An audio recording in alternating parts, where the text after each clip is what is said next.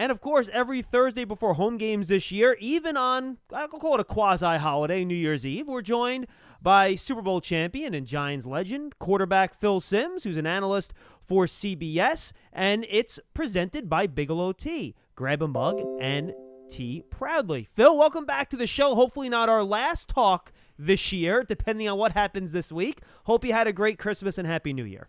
Yeah, same to you guys. Yeah, that would be really an unbelievable ending to the year for the Giants if they do make it.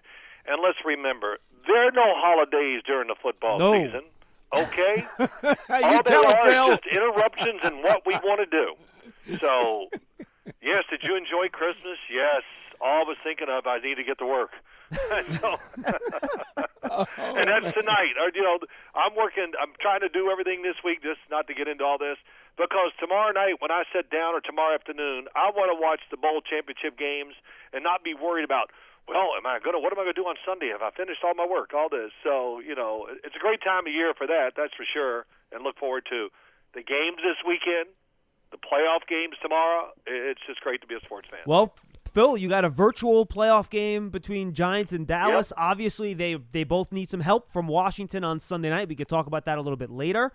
Your thoughts here on where these two teams are heading into this game? It appears as though Dallas has won three straight. They're on their way up. Giants have lost three straight. But I think if you look at how these last three games have gone for each team, to me, this is a coin toss, toss-up type of game, Phil. And frankly, whichever team makes fewer mistakes and protects the ball is probably going to win.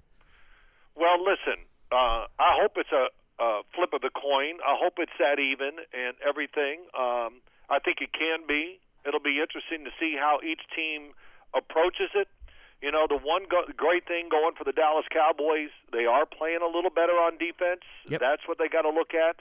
Andy Dalton has proven that when you have a good football team, or they thought they were going to be Super Bowl contenders, you go out and buy insurance, so that has helped him too. He's really into the groove and settled in and got enough playing time now where he's back to what he was with Cincinnati. So the wide receivers, it'll just be interesting to me. The matchup I want to watch is the Cowboys offense. Well, I want to see both. I shouldn't say that. The Cowboys offense against the Giants defense and how the Giants approach it. Because that wide receiving core for the Cowboys, it's real. It's good. I'm not saying it's the best in the league, but you can argue it. It's right there with the top two or three for sure. Phil, you mentioned Andy Dalton, 377 yards last week. He looked razor sharp. His receivers are just clicking on all cylinders. Now, they're talking about potentially 70% chance of rain, 40 degrees on Sunday. How much of an impact do you think that would have on the game? Well, rain's always a little bit of factor, I think, to quarterbacks, but not like it used to be. If it's not windy, I think they'll be able to handle it just because I think the footballs are in such great condition now that they grip better, absorb the water, things like that won't hurt the quarterbacks too much. Now, Daniel Jones has been up here long enough. I'm sure he's practiced in the rain and a lot of wind and bad weather over these last 2 years. And Andy Dalton played in Cincinnati. I saw him and did probably 2 or 3 games where it rained the whole game. And, maybe he didn't throw it exactly like he wanted to, but he still threw the football pretty well. He handles the bad weather, too. So I hope the rain is not a factor in the game. I want to see the best team win, who executes the best and all that. And I don't want it to be because the football slips, can't handle it the way you want, all those things. And quite honestly, I don't think that will be a big problem. I think the teams will handle it well. Yeah, Andy Dalton has played a lot of games in Cincinnati, Cleveland, and Pittsburgh. Not exactly what I would call paradise, Phil. So I think you're right. I think he'll be okay. I grew up in Louisville, near Cincinnati, and I'm telling you, rain is a common thing, and it comes on you quick down there in the Ohio Valley or whatever. So in high school, college, man, I played in more of my share of rain games, which you hate. But it's going to be interesting. The Cowboys are kind of on a roll. The Giants, can you turn it around in 1 week and get everything and the momentum and the confidence in all 1 week? The answer is yes, you can. Get off to a good start, and we'll see a game that's going to go to the end to see who wins. Yeah, Phil, this is a question from one of our fans at Anastasia026. What are the realistic chances that the Giants can go score for score with Dallas, given the Giants have only scored 26 points in their last 3 games. Is this a deal where the Giants are going to have to put up 27 in this game to win? How do you think this Giants offense can match the Cowboys offense? Well, they can't match it. So it's coming down to the defenses. The Cowboys do make mistakes on defense. Sometimes they get over aggressive. They're very generally, not every game. Most games are extremely undisciplined up front. Everybody goes for the kill. Gaps In other everywhere. words, they leave. What's that? Gaps everywhere. Gaps everywhere. But like I said, it has gotten a little better, and they're trying to, take an option quarterback and make him a drop back quarterback. That's what they really have tried to do, and it's just not working that way. But to me, the Giants need to win a grinded out, boring game and just withstand the Cowboy onslaught on offense. And, as I've watched both teams, and this is what I think when you play the Cowboys. The Giants like to play zone. We know that. Safety in the middle is probably the predominant one they play. But I would dare the Cowboys to run. That's what I would do. I would keep my secondary back and just say, go ahead, run it. No extra guys up there, and count on one of the strengths of your team, and they got to come through, is the defensive front for the Giants. They have to be outstanding against the run. If they do that, that really changes the game, and I think they're capable of that. This Cowboy offensive line is not the one we've seen in years past. It's got some holes in it, and you can win that battle. And I think that's really important. Like Kansas City, people play Kansas City, and they just go, all right, we're all back here, run the ball, and let's see if you have the patience to stay with it and things like that and make it work. And, again, I think the Giants are built to play this kind of game and play a little game of chicken with the Dallas Cowboys. And if they do, I'll be really interested to see the outcome. Phil, we all know that the game is won and lost in the trenches, and I think equally on the other side of the trenches, this Giants offensive line has not particularly pass blocked very well the last few weeks. No. They also haven't really run the ball very well, giving those guys very many holes either. What can you see that would give Giants fans hope that the line will perform better against Dallas's front, which seems to be picking up some steam now that Randy Gregory's getting more snaps? Yeah, listen, when I look at the Dallas Cowboy front and just go, my gosh, and I know it's a lot of great names and everything, but when you look at Randy Gregory coming around, DeMarcus Lawrence, they got the rookie from Oklahoma, Neville Gallimore, who I really liked coming out in the draft, very active, athletic, all that. Then they got Tyrone Crawford. I just go, Alden Smith and whatever.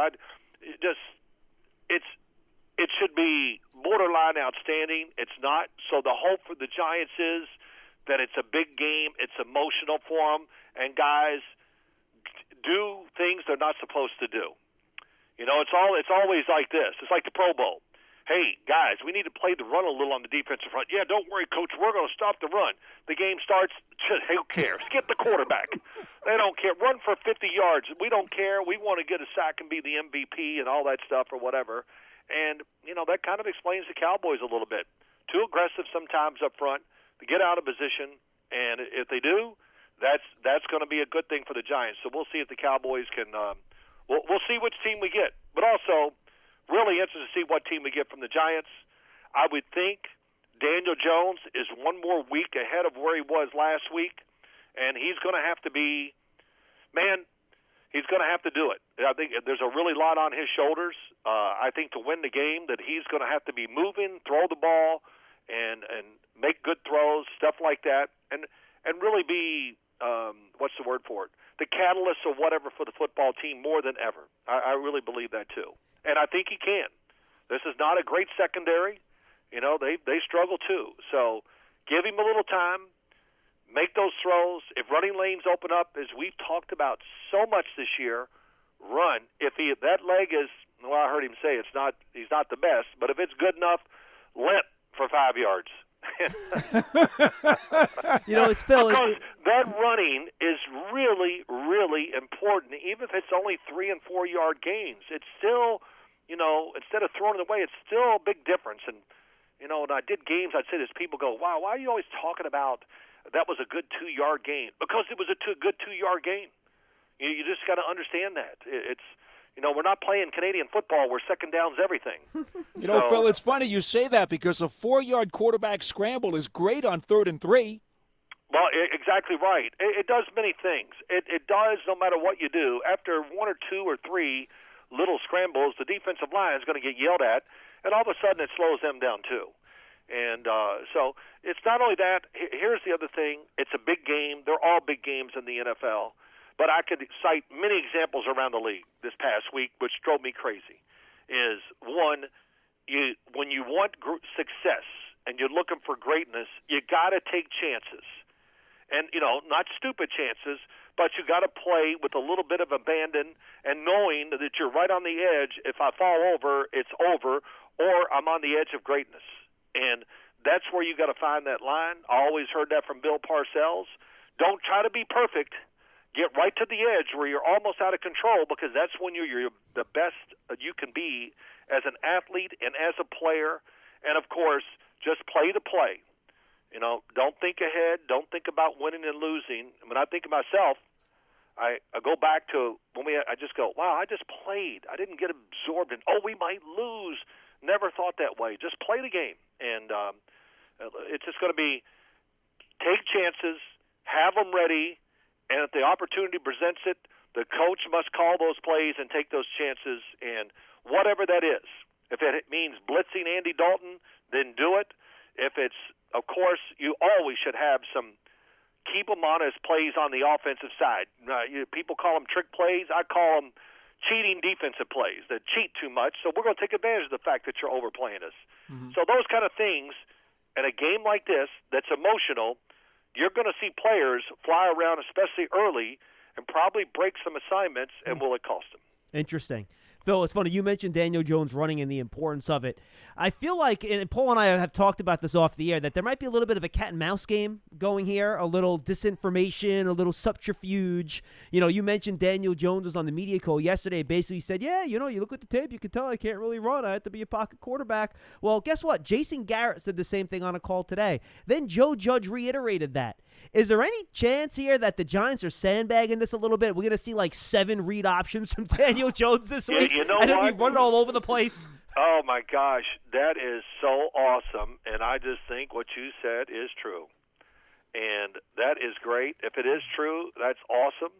There's nothing like just, planting something out there that's not true.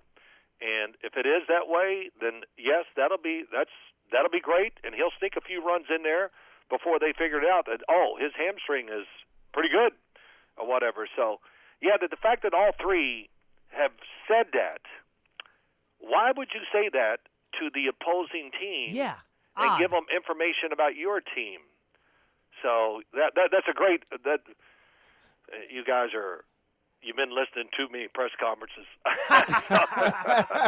Well, Phil, we also know Bill Belichick and what he has taught Judge too. Oh yeah, but you know what? It's so great that as you say that, I go, oh my God, it makes 100% common sense. So I think you might be right there. This is going to be interesting to see early in the game against the Cowboys. Phil, I got to ask you about the night game, because we all know that the Giants-Dallas winner is going to watch the Washington-Philadelphia game to find out their fate. What are your thoughts on the Washington football team trying to, lock up this division? Well, Washington needs to win ugly. There's no doubt about that. I mean, ugly. And they can do it. If Alex Smith, I think he'll be the quarterback. I'm starting to get that vibe that he's going to be okay. Alex Smith is the right guy to lead the team in the game, to manage the game, to know the score, know to, do his thing. We call him check down Alex or whatever. If he does that, that'll be awesome. You can do that against the Philadelphia Eagles defense. But the Washington defense really just keeps getting better. They started the year out, to me, as a blitzing defense and just attacking, and they've turned into rush their guys, and then their back seven has really played well. They're extremely organized, and they know they don't make mistakes, and they make it difficult on good passing teams and good offenses to throw the football. And it's amazing. It's really impressive. And then sooner or later, they know their front four is going to hit the quarterback. And I would say this for the Washington front: if you let Jalen Hurts run, then you deserve to lose. That's all. So you deserve. I mean, oh my God! You watched the game even last week. Jalen Hurts fakes the ball and runs around the end, and you just go, how could that happen uncontested unless you're just truly not involved and know what's going on, or just trying to make your own play? And the Cowboys had a couple of times you just go, that was awful. And I would pull if Bill Belichick, you did that with Bill Belichick back when they were really playing well, he'd sit you on the bench and you wouldn't start for about 3 or 4 weeks. But that's what they have to do. That's how I think Washington wins the game. I will say this, Jalen Hurts has played well. His running is a real thing. His presence is great. You can see he's extremely calm. And their offense has gotten a little simple, I guess you would say, but it's a good simple because of the fact that you have to worry about him running. And that's changed their football team.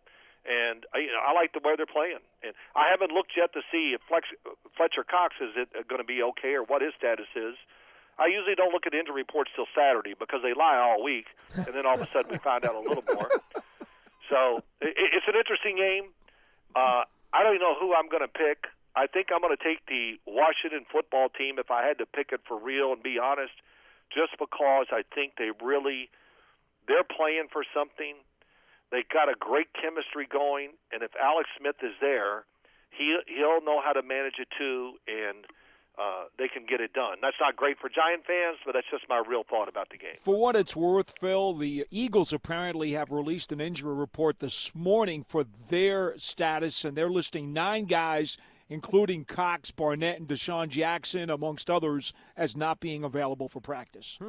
Yeah, well, that could, I never worry about that. It just tells me so many times those guys you're talking about, rest is probably the most important thing, especially for Fletcher Cox, Deshaun Jackson.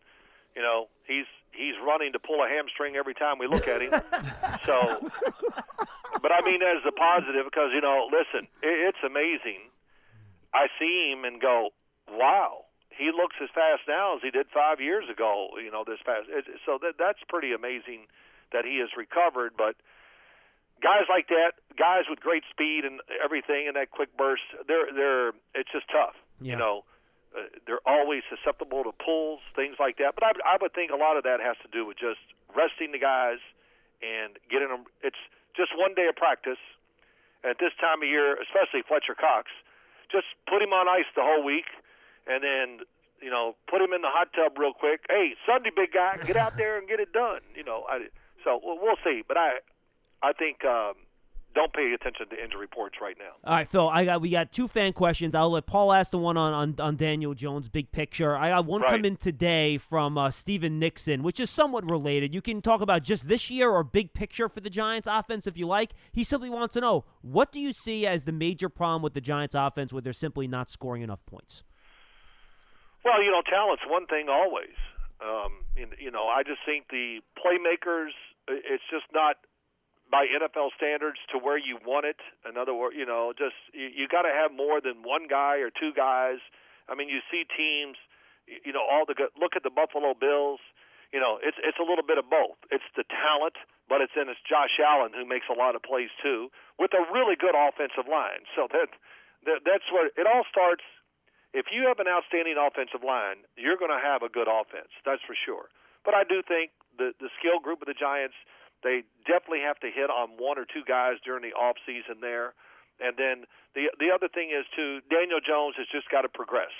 And I think it's going to be a really big year. No matter what happens, if they make the playoffs or anything, I think next year is a big year for him where everybody's going to look up and go, we have no doubt he is the man. And that's what you want. And I think the team is slowly building its way towards where they have a chance to let their quarterback do that. And I think we got to see that. Because even some staunch Daniel Jones people that I know are asking me the question all the time, what do you think? Is he going to be? And I go, yeah, I think so. But, let's give it more time. Let's get a little more information before we throw everybody on the scrap heap, We're a little too quick with that. And a great example, how about Mitchell Trubisky down in Chicago? How do you like me now? Huh? How do you like me? And it's amazing. It took them all this time, these years, to put him in an offense where he excels. And that's kind of hard to understand. You hear this, we're going to build the offense to our quarterback and all that. They didn't. They paid even though he had some good moments. But now they're playing to his skill set, and he's played really, really well. Phil, Robert Allen, our other tweeter who wanted us to ask you about Daniel Jones being the guy, so to speak, for the future, as Joe Judge already this week alluded to, that he feels he is the guy for 2021. I guess as part of that question, because you've already addressed it to some degree, is what have you learned about Daniel Jones in Season 2, despite the sporadic offense and obviously him having to fight through some injuries? Well, listen, it was a great thing that Joe Judge said it. Why did he come out and say that? To shut everybody up. Let's don't go in the offseason, are the Giants going to go get another free agent or all this stuff? No, they're not. They're going to go with what they got. They got a good situation. Colt McCoy's a very good, capable backup, and if the team gets better, he'll be a better backup. But like I said, I think I answered about Daniel Jones. It's been just okay this year. I understand the injuries and understand the situation. I don't judge quarterback on their numbers and everything. I judge them by the situation they're in and what they do in that, and can they overcome it when it's not there. And I would say the one thing, I haven't seen him overcome enough situations, or not enough situations, where it's really not there, but he just says, man, I'm just going to, whatever. There's so many ways to do it. With your play, with your personality, everything. And that's all developed through practice and with the players, where you can help will your teammates just to play better and, to be that kind of guy. And, I see it all around the league. And Daniel Jones, can he be that guy? Of course he can. There's no doubt, physically, he's an NFL starter and maybe a big-time NFL starter. So I'm just like the fans. I want to see it. I want to see the Giants give him a better chance with the skill around him. And then I think next year, like I said, we'll have a true assessment of Daniel Jones to know if he's the guy that you build on for the next 10 years. It'll be interesting to see. Really big offseason, no matter what happens again, for the Giants, I think. They have to be the team that comes in there and can compete and be a team that we think has a chance to win 10 games. Mm-hmm. If you can do that, then it's going to be, that's a great improvement. I know we're a little bit over time here, Phil, but rapid fire, just give us your 2-3 huge keys to the game if the Giants want to walk away with a win on Sunday. I think, not to give up big plays, number one. We're playing against a wide receiving group. They all can run, man. They can catch it in stride. Andy Dalton will find them. He's really in a groove. So make them check it down and be what they are, a great tackling team, and get them in those third downs. And then, you know what? Then it's a whole different game. But if they throw the ball up the field and make big plays, the Giants are not going to win the game. And the other thing is, too, they got to be patient. And the best way, I think, for them to win is to win ugly, to just mess it up and have in the defensive front. I've talked about that. But on the offensive side, they got to make some plays. The wide receivers, we know that always.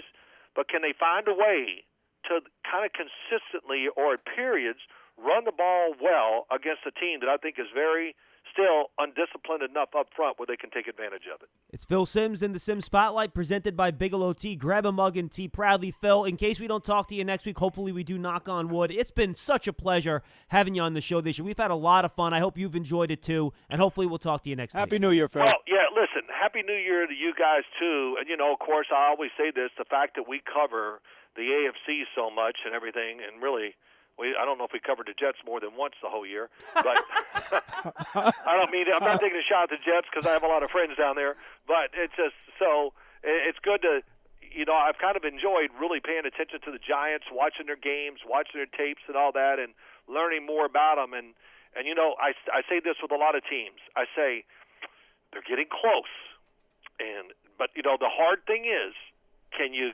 turn it over? That's the hard thing. I think they're getting closer. I see it, the players, all that. And now the hard part is, can you take it, let me give the old phrase, can they take it to the next level? We're always looking for that next step and next level, but I think they're very close, and it's going to be interesting to see the future. Happy You're New the best, Year. Phil. Thank okay, you. Guys. Happy New Year. Don't party too hard tonight, my friend, all right? Oh, yeah, okay. Thank you, Phil. All right, thank you, guys. Have a great day. Stay safe, bud. Thank you. That's Phil Simms in the Simms Spotlight, presented by Bigelow Tea. Grab a mug and tea proudly. And, Paul, hopefully that's not the last time we have Phil on, but again, for the fans that have listened to that spot this year, it gets put up on YouTube, I know, and all that stuff.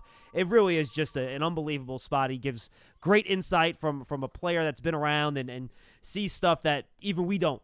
watching the tape each week. It's a lot of fun. Oh, it's tremendous. And, the passion that he has for the game is so important, John, because a guy who does what he does to devote the kind of hours and manpower, we talk about like Dave Gettleman, watch his tape till his eyes bleed. Well, Phil Simms does the same thing. Yep. He is that into it. He absolutely eats it up. And that's why I get so jacked up talking to him all the time. Well, you're jacked up generally. I don't think exactly. I don't know if that's really that. We're drawing the electricity from the same power plant.